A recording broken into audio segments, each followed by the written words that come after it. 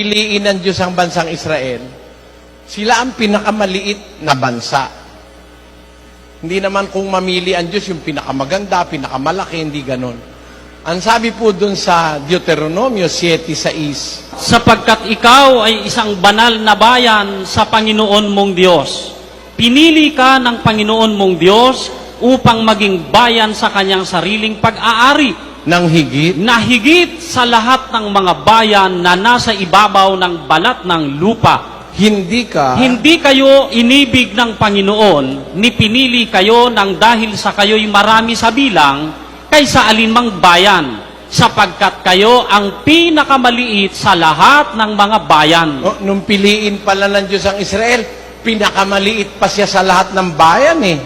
Yan po. Kaya hindi ang batayan ng pamimili ng Diyos, yung malaki, halimbawa Amerika o Inglaterra o kaya ang Rusya, yung mayayaman, di yun. Ngayon may hula po dito sa ating bansa na dito magkakaroon ng bayan ng Diyos. May hula po. Basahin muna natin ang Mateo 21:43, kapatid.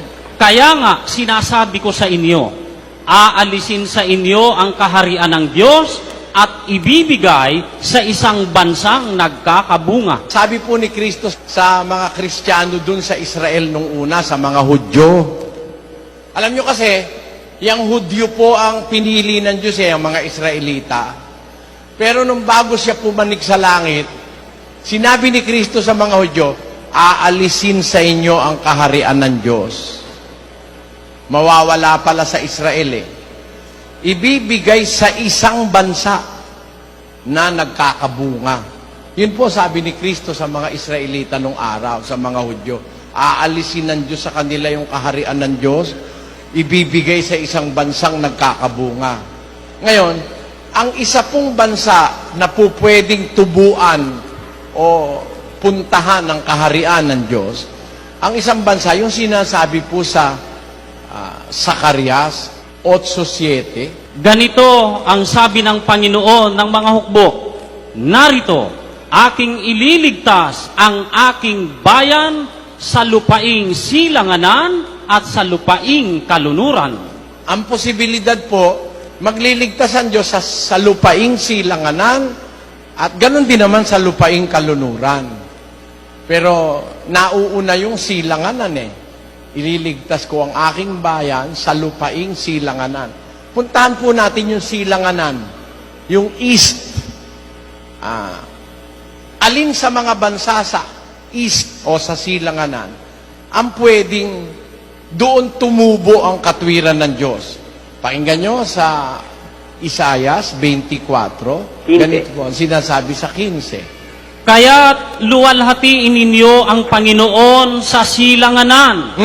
Sa makatwid bagay ang pangalan ng Panginoon, ng Diyos ng Israel, sa mga pulo ng dagat. Ayan. Ang isang sinasabi pong hula, magaganap sa silanganan, luluwalhatiin sa silanganan, yung pangalan ng Diyos ng Israel. Saan sa silanganan? Sa mga pulo ng dagat. Ang Pilipinas po mga pulo ng dagat. Wala naman pwedeng makatutol na ang Pilipinas mga pulo ng dagat Hindi naman tayo kontinente. Tayo'y arkipelago. Kaya nga ang tawag ni Rizal dito sa atin Perla del Mar de Oriente. Perlas ng dagat sa dakong silangan.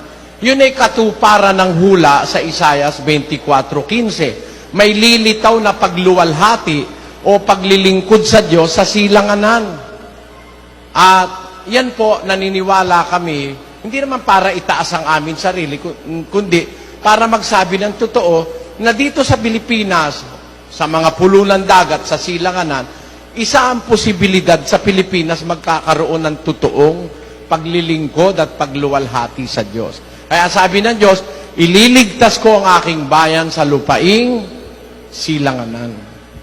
Yan. Isa po yan sa posibilidad, kapatid.